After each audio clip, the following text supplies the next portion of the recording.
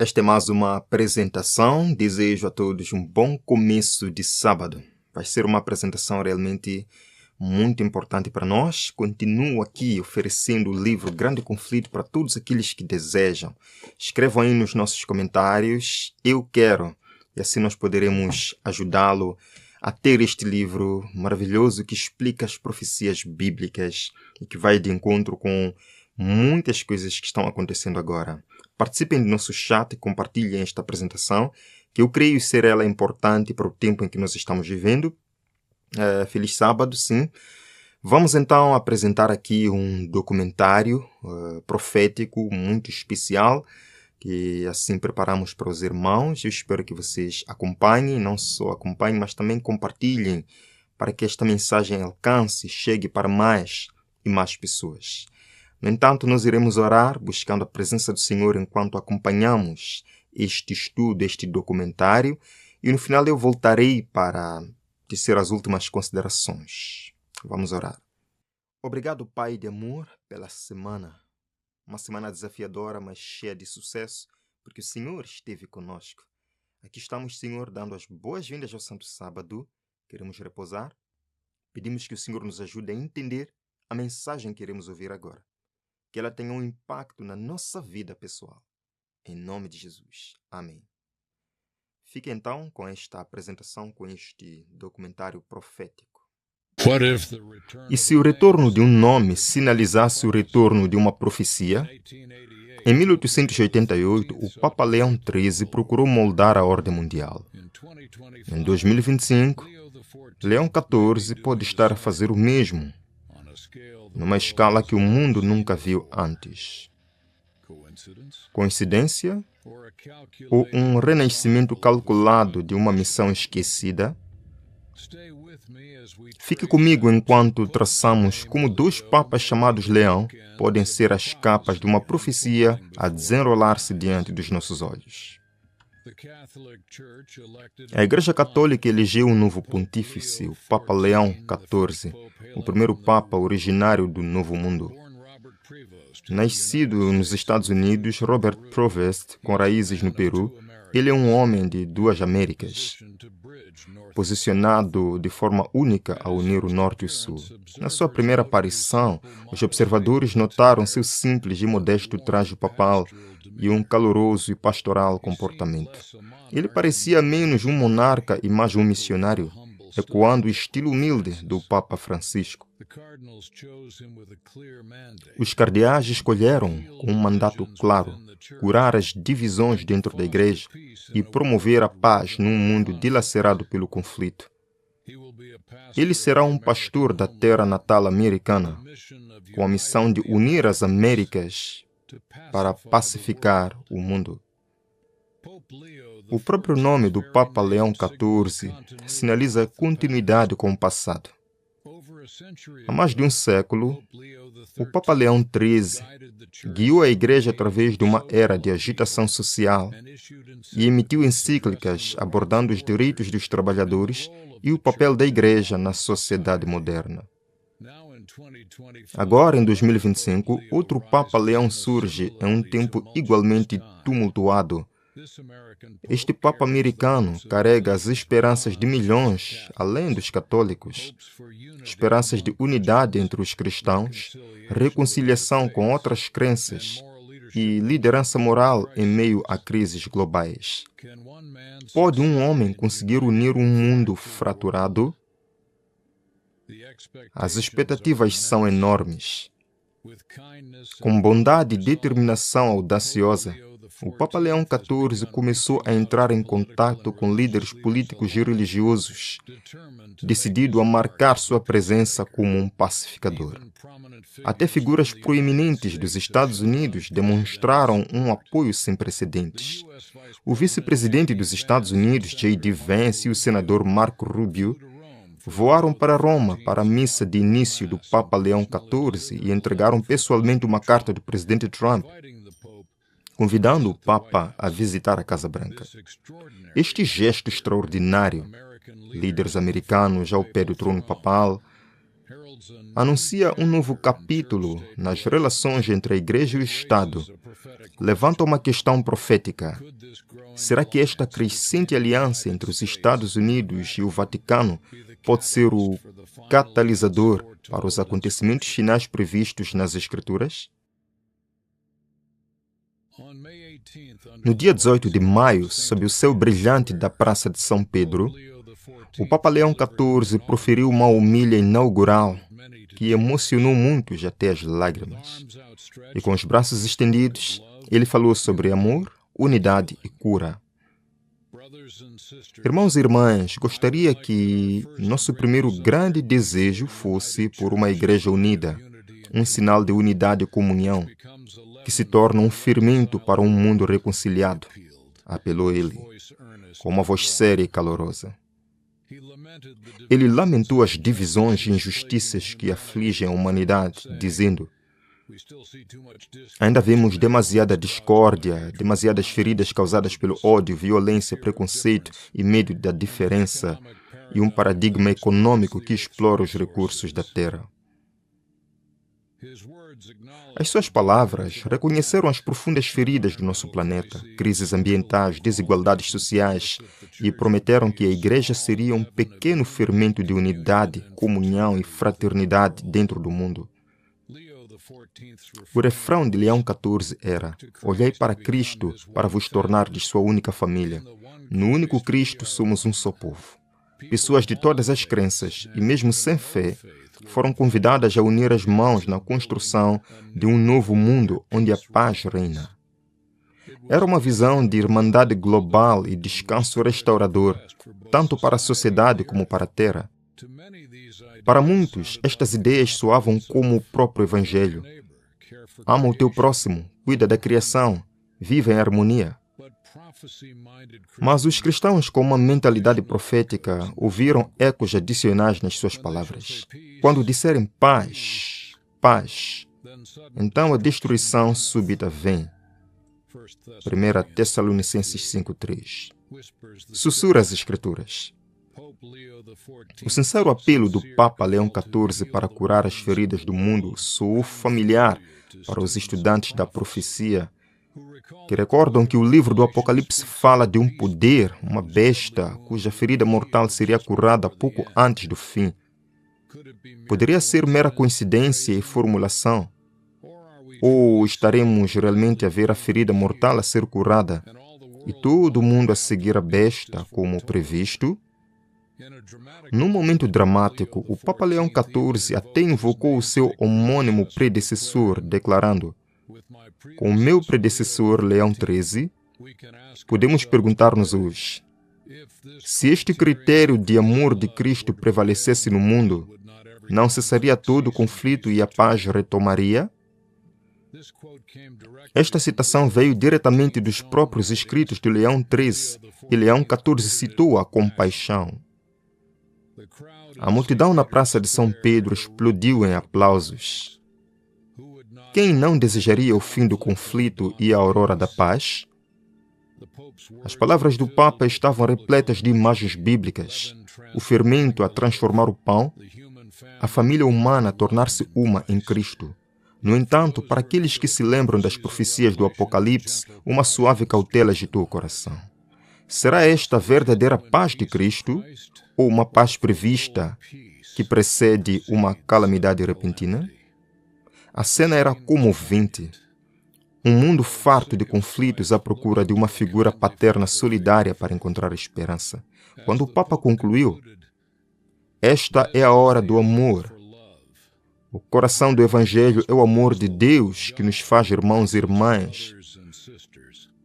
Muitos sentiram suas ansiedades diminuírem, mas outros, ao ouvirem essas palavras confortantes, questionaram silenciosamente: a que preço virá esta unidade e paz?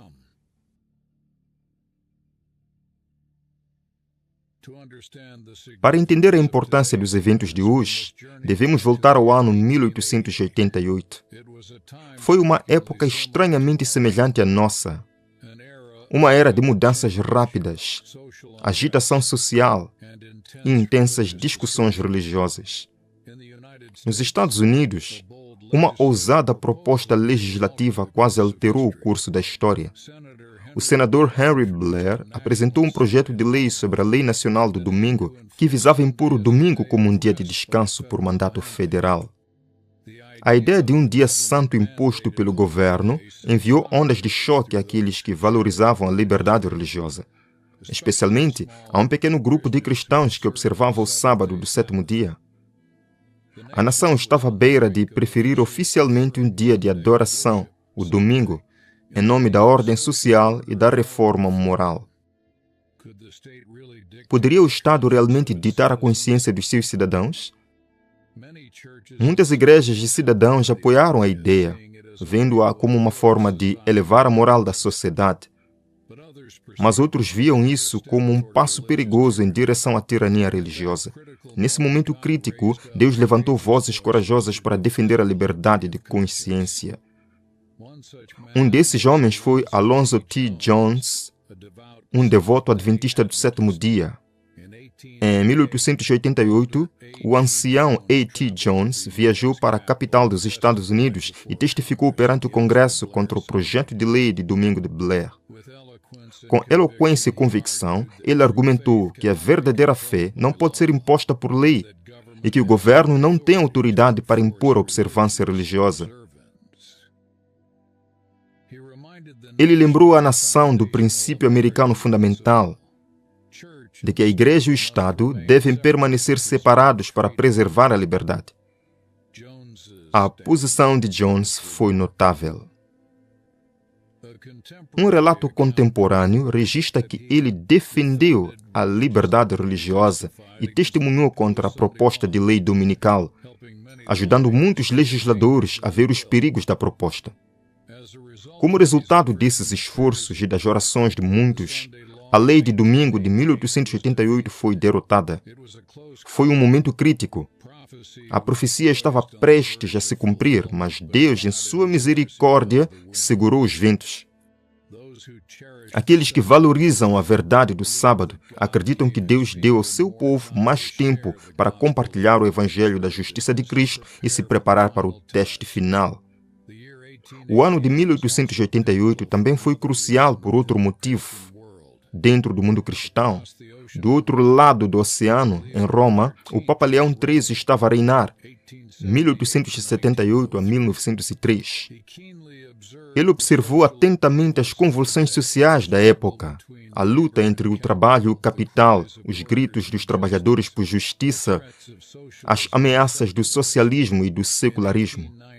Em 1891, apenas alguns anos após o episódio da Lei Blair, o Papa Leão XIII emitiu uma encíclica que ressoaria através das décadas, Rerum Novarum, que significa das novas coisas. Pouco se imaginava quão profética uma seção deste documento pareceria em retrospectiva. Na Rerum Novarum, Leão XIII expôs a posição da Igreja Católica sobre os direitos e deveres dos trabalhadores e empregadores.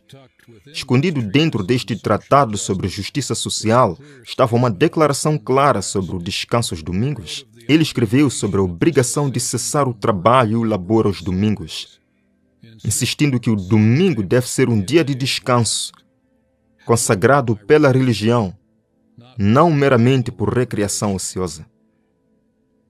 O Papa Leão XIII fundamentou este mandato na autoridade divina, citando mesmo as Escrituras, lembra-te de santificar o dia de sábado, e apontando para o próprio descanso de Deus no sétimo dia da criação, como modelo para a observância do domingo. Pense na importância. Entre 1888 e 1891, temos um Papa a insistir que a lei de Deus sanciona o descanso no domingo, mesmo quando a América quase legislou uma lei nacional sobre o domingo. As semelhanças são impressionantes. Alguns historiadores notam que Rerum Novarum deu peso moral à observância do domingo, influenciando não apenas católicos, mas também protestantes, que advogavam por leis de fechamento aos domingos naquela época. A encíclica do Papa Leão XIII tornou-se uma pedra angular do ensino social católico, e os seus princípios não se desvaneceram com o tempo. Na verdade, eles lançaram silenciosamente uma base que permitiria às gerações futuras ver o domingo não apenas como um dia religioso, mas como um bem social universal, um dia para a família, a caridade e o descanso de toda a comunidade. Um dia para a família, a caridade e o descanso de toda a comunidade. Poderia ser que os esforços em 1888 fossem um prenúncio, adiada pela graça de Deus até a hora marcada. Aqueles que estudam a profecia há muito acreditam que o que quase aconteceu em 1888 acabaria por acontecer a uma escala global quando o mundo estivesse pronto. E agora, ao ver um Papa chamado Leão mais uma vez a defender o descanso e a unidade, muitos não conseguem afastar a sensação de que o drama final está prestes a desenrolar-se.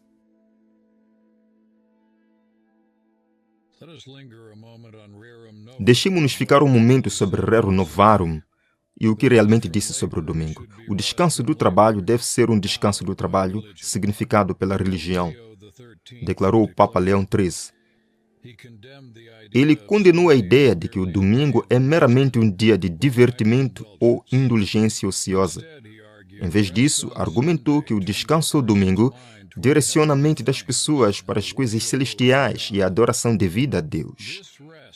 Este descanso, enfatizou, é sancionado pela grande lei de Deus, apontando diretamente para o mandamento: lembra-te de santificar o dia de sábado. É fascinante e não pouco irônico que Leão XIII cite o mandamento sabático da Bíblia, que em Êxodo se refere ao 7º dia da semana, como apoio à observância do domingo. Mas o Papa foi claro na sua intenção. O domingo era, na sua opinião, o legítimo herdeiro da sacralidade do sábado, transferido pela autoridade e tradição da Igreja. Ele via a imposição do descanso dominical não apenas como um dever religioso, mas como uma necessidade social, uma forma de elevar a dignidade dos trabalhadores e a vida familiar. Do ponto de vista do ensino católico, isso fazia perfeito sentido. A Igreja reivindica a autoridade para designar dias santos e há muito estabeleceu o domingo como dia de adoração do Senhor em substituição ao sábado bíblico. Na época de Leão XIII, este ensinamento era utilizado para encorajar os governos a proteger legalmente o descanso dominical. De fato, ao longo do final do século XIX e início do século XX, muitas leis dominicais, também conhecidas como leis azuis, foram promulgadas em vários países e estados americanos, muitas vezes para o suposto benefício dos trabalhadores e da moral pública. A Suprema Corte dos Estados Unidos até mesmo apoiou tais leis, chamando o domingo de uma instituição civil que coincide por acaso com a prática religiosa. Tudo isso estava muito em harmonia com a filosofia Rerum Novarum. No entanto, para os estudantes da profecia, a ideia de impor adoração por lei é um sinal de alerta. A Bíblia exalta a liberdade de consciência e alerta contra qualquer poder que tente pensar em mudar os tempos e leis de Deus. Daniel 7, 25. Para eles, o mandato do domingo na Rerum Novarum, por mais bem intencionado que fosse, carregava ecos da afirmação de poder da Igreja medieval sobre a lei de Deus. Os leitores adventistas em 1891 certamente notaram isso. Uma autora cristã, Ellen G. White, escreveria mais tarde: a Bíblia, e apenas a Bíblia, dá uma regra autoritária infalível de dever, implicando que nenhuma encíclica ou decreto humano pode alterar os mandamentos de Deus. No entanto, a influência do Papa Leão XIII perdurou. Ele foi aclamado por muitos como um profeta da justiça social. Os seus escritos, incluindo outras encíclicas como Immortali Dei, sobre a Constituição Cristã dos Estados, reafirmaram a união da autoridade da Igreja e do Estado sobre a lei de Deus, conforme entendida por Roma. Às vésperas do século XX, Leão XIII efetivamente preparou o terreno para um futuro em que a Igreja poderia novamente aconselhar ou direcionar os poderes civis em questões de moralidade, incluindo o descanso sagrado. Era uma semente à espera do clima certo para brotar. Esse clima poderia estar a emergir agora, no século XXI, sob o Papa Leão XIV.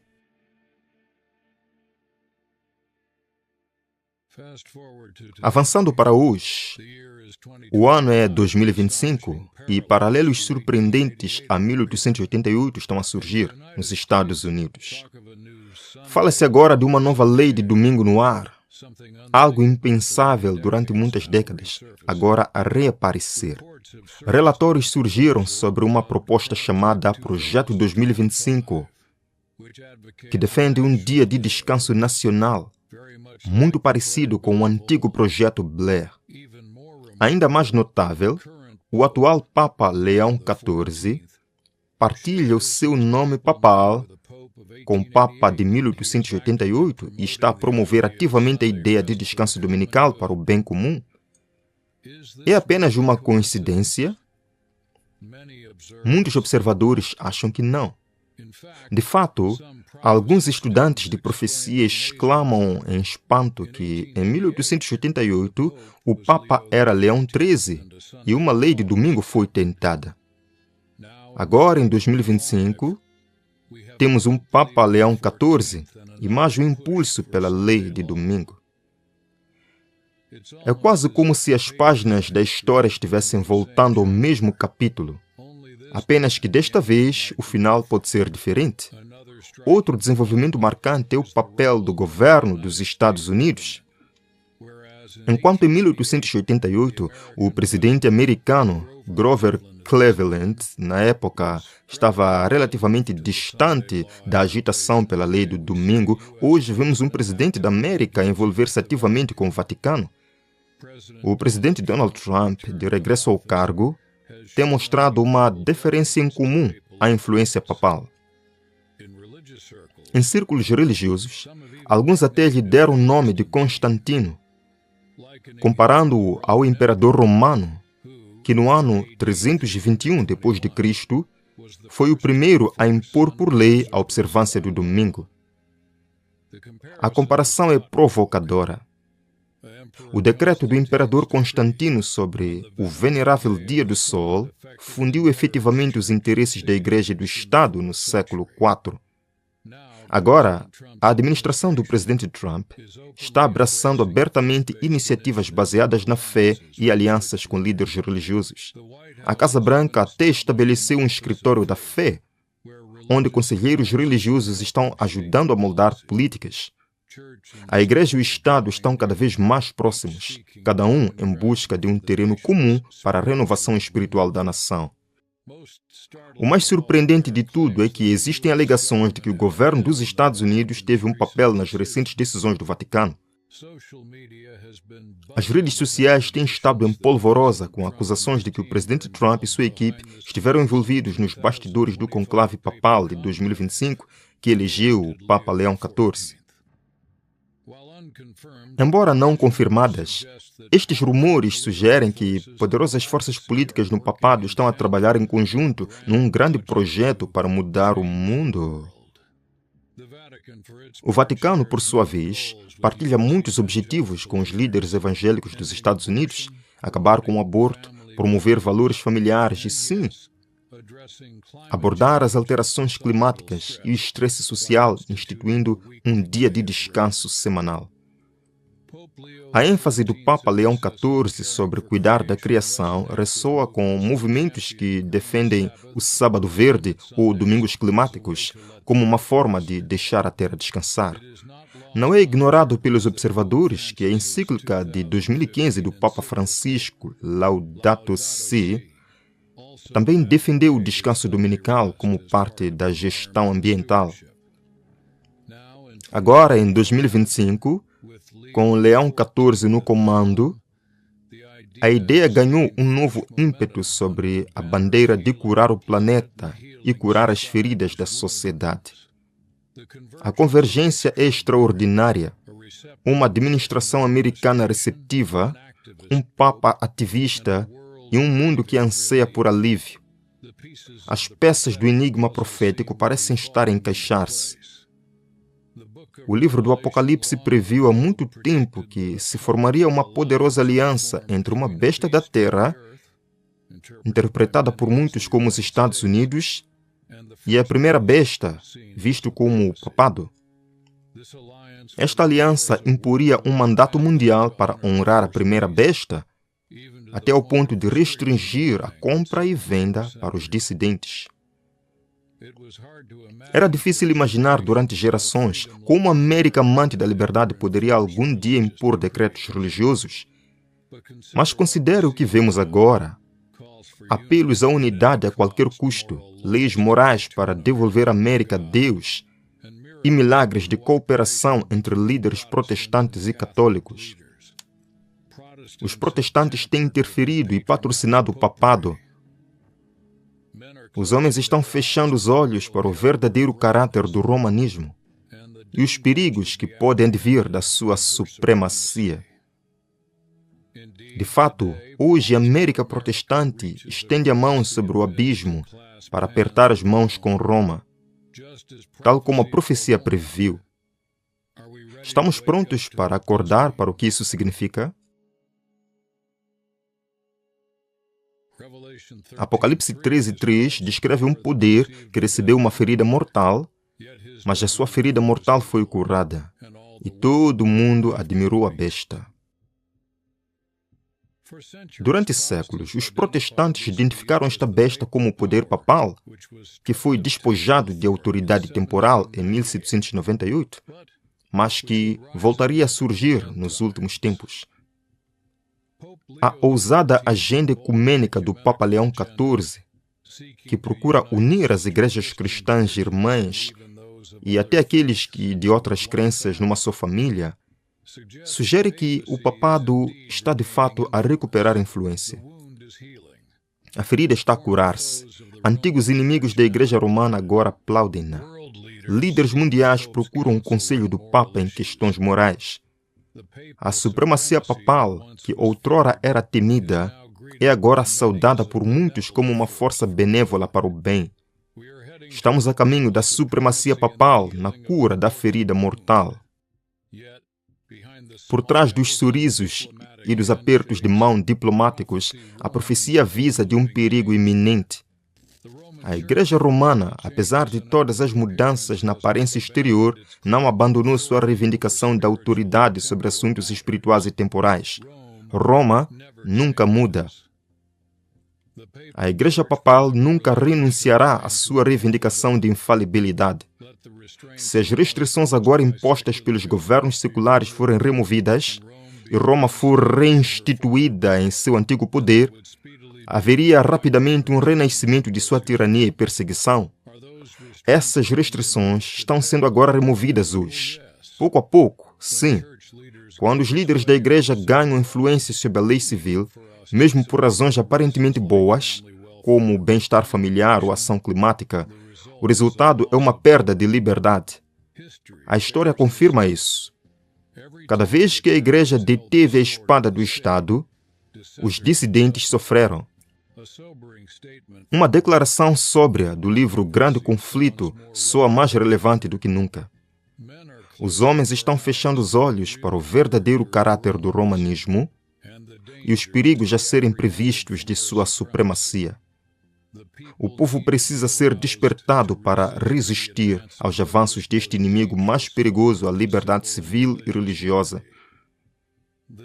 Isto não é tido com ódio, mas com uma preocupação genuína pela liberdade de consciência, um dom dado por Deus.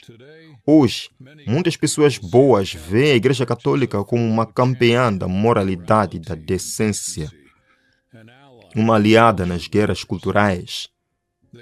Não imagina que apoiar a sua agenda poderia ameaçar a própria liberdade.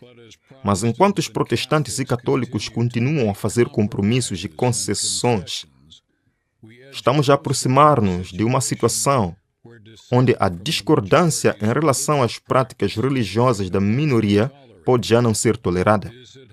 Está a acontecer de forma imperceptível? Talvez. Quando uma lei de descanso de domingo é promovida com uma solução unificadora, quem se atreverá a opô-la sem enfrentar desprezo ou algo pior?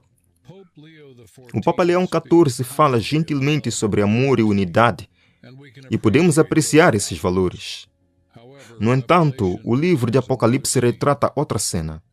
Uma imagem da besta erguida, uma unificação da igreja e do Estado a impor adoração, de modo que quantos não adorassem a imagem da besta deveriam ser mortos.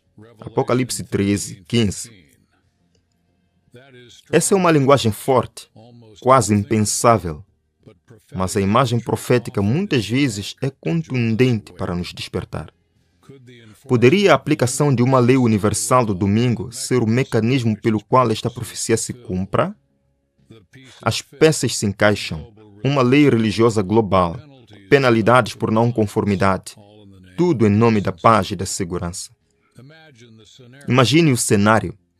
Desastres naturais pioram, economias falham, e um líder carismático, talvez um papa em parceria com outros líderes religiosos, declara que Deus está descontente com o secularismo. A solução? Voltar a Deus, mantendo o Domingo Santo, imposto por lei, para que o mundo inteiro descanse e aparentemente se cure. Aqueles que resistem, talvez uma pequena minoria que honra o sábado bíblico, o sétimo dia, seriam vistos como criadores de problemas que impedem a paz mundial. Não é uma suposição descabida. Na verdade, vemos as bases sendo lançadas hoje.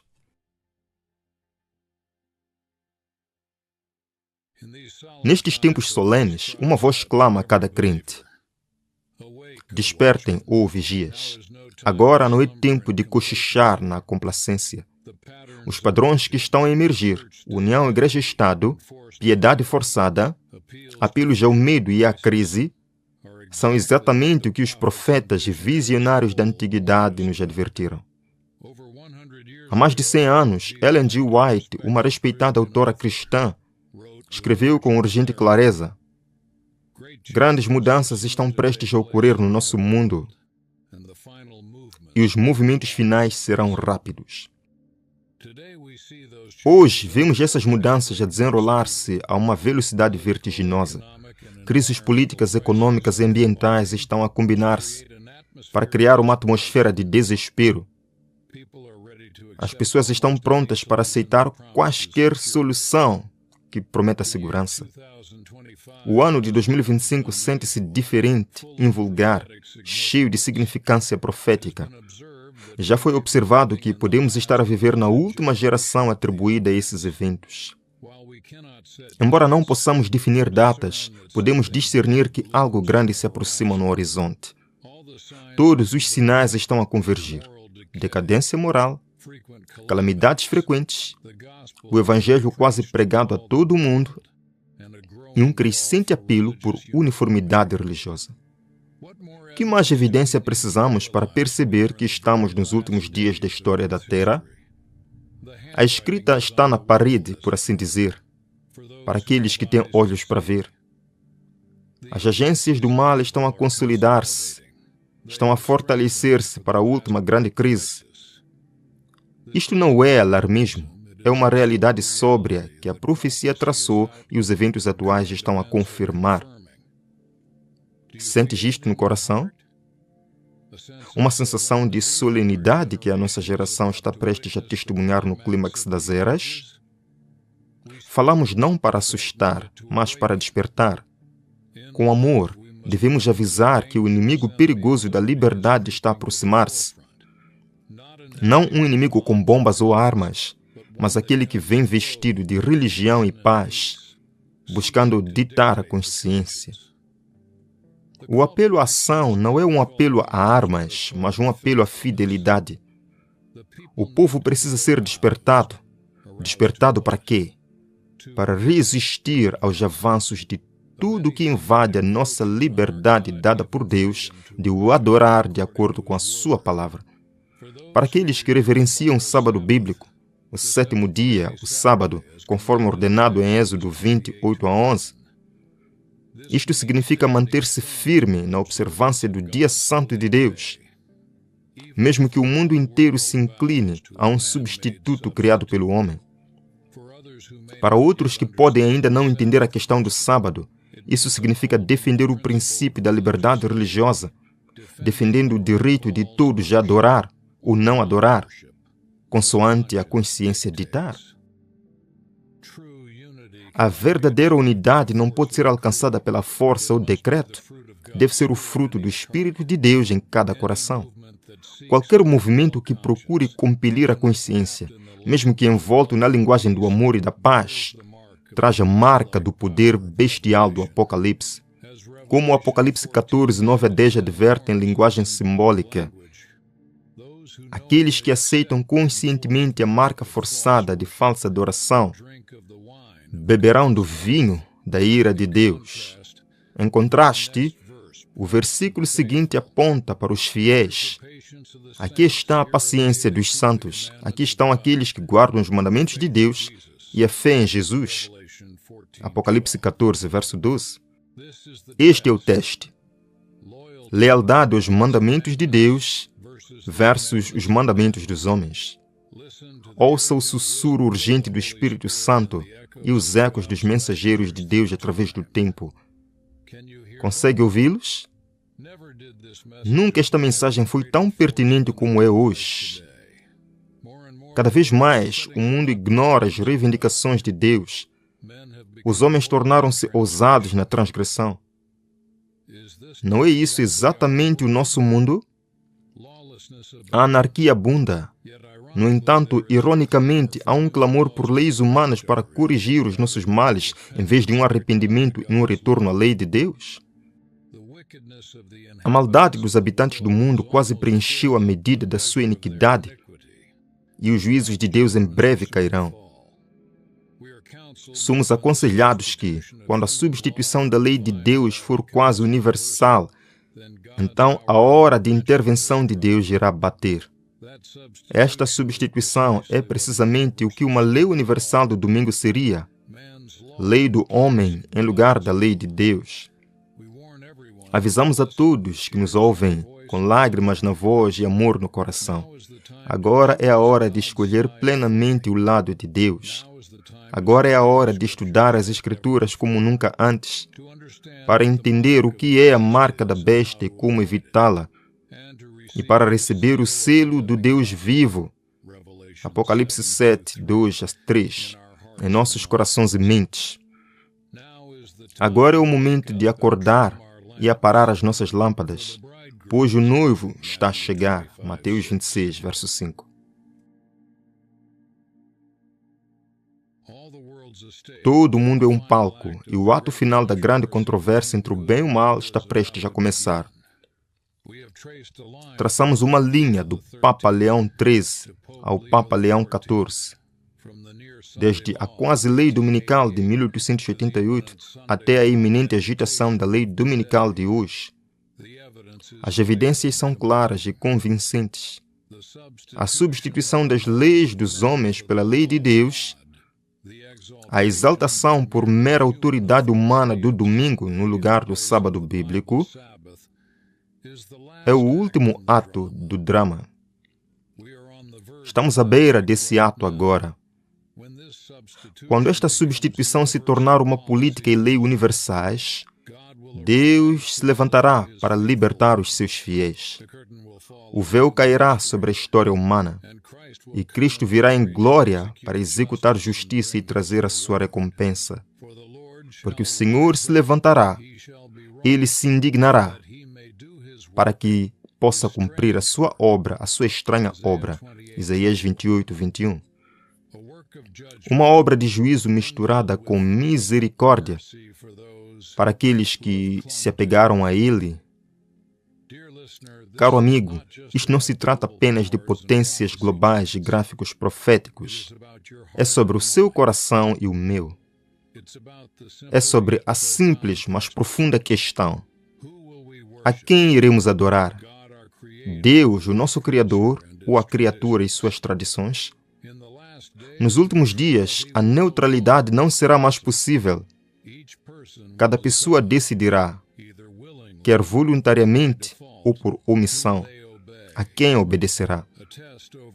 Um teste sobre um dia de adoração pode parecer uma questão trivial para alguns, mas assim como o fruto proibido no Éden é um teste de amor e lealdade.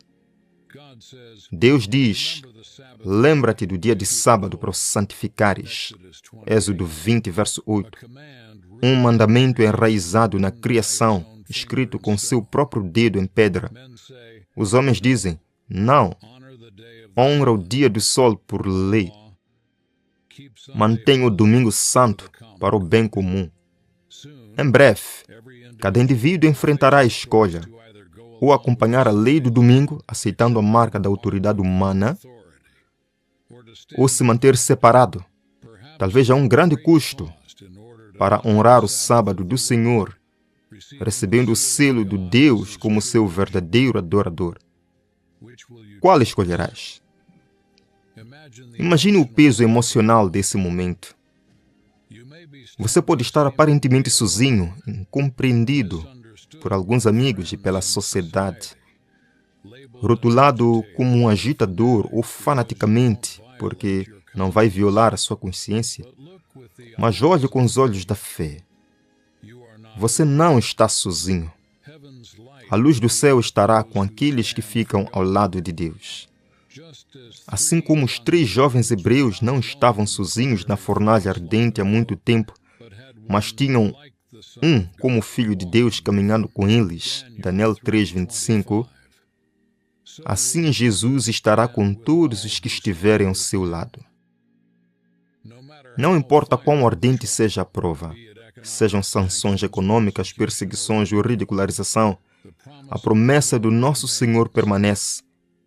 Ser fiel até a morte e dar-te-ei a coroa da vida. Apocalipse 2, verso 10. Que conforto saber que o nosso sofrimento neste teste final será curto e a nossa recompensa eterna. Mesmo agora, enquanto a sombra de uma lei dominical nacional e internacional se aproxima, o Espírito de Deus suplica a cada coração. Escolha hoje a quem servirás. Josué 24:15. O drama está quase a atingir o seu clímax. O leão de Judá está prestes a triunfar sobre os poderes das trevas. Mas antes que isto aconteça, cada um de nós deve decidir onde se posiciona. Atenderemos ao apelo do terceiro anjo em Apocalipse, que alerta urgentemente contra a adoração falsa e exorta todos a guardarem os mandamentos de Deus e a fé em Jesus? Responderemos ao grito amoroso do nosso Salvador que diz, se me amas, guarda os meus mandamentos? A nossa oração é que sim. No final, a profecia assegura-nos, a verdade triunfará. Jesus voltará para reclamar o seu povo. E aqueles que guardam os mandamentos de Deus serão justificados à vista do universo. Jesus voltará para reclamar o seu povo. E aqueles que guardaram os mandamentos de Deus serão justificados à vista do universo. Todo conflito cessará e a paz retornará, não pela legislação humana, mas pelo príncipe da paz, estabelecendo o seu reino de glória. Que dia será esse? Chega de opressão, chega de religião imposta. Somente adoração jubilosa a Deus em espírito e verdade para toda a eternidade. Esta é a paz que buscamos. Essa é a unidade pela qual vale a pena lutar. À medida que este ato final se aproxima, onde você vai estar? Você estará entre aqueles que seguem o Cordeiro por onde quer que ele vá? Apocalipse 14:4. Mesmo que isso signifique andar contra a corrente de todo o mundo? A profecia da lei do domingo não é para assustar, mas para preparar. Jesus diz, eis que eu vos tenho dito estas coisas antes. Mateus 24:25. Para que, quando isto acontecer, possamos crer e estarmos prontos. Tenha coragem, querido amigo. A graça de Deus sustentará todos os que o escolherem. Os braços do Senhor são fortes para livrar, e a sua verdade é o nosso escudo. A noite de provação será intensa, mas fiel, e então a aurora romperá eterna. Apegue-te a Jesus. Mantenha fé em Jesus. Em breve veremos o nosso Rei vindo nas nuvens e diremos: eis que este é o nosso Deus.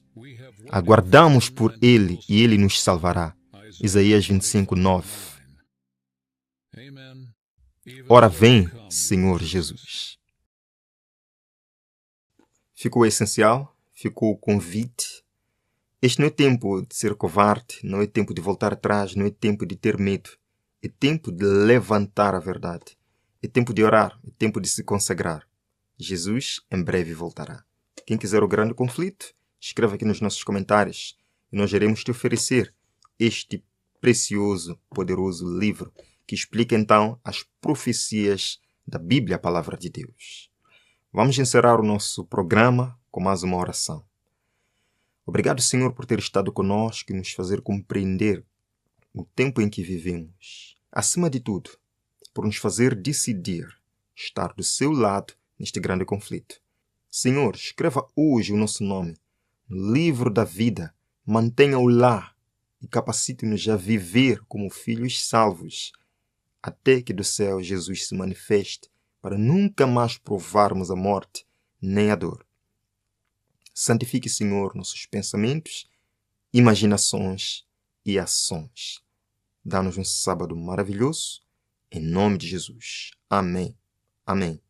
Deus abençoe. Nós nos veremos amanhã, sábado, no nosso horário habitual, para mais um vídeo especial que estamos preparando para vocês. Então, até lá.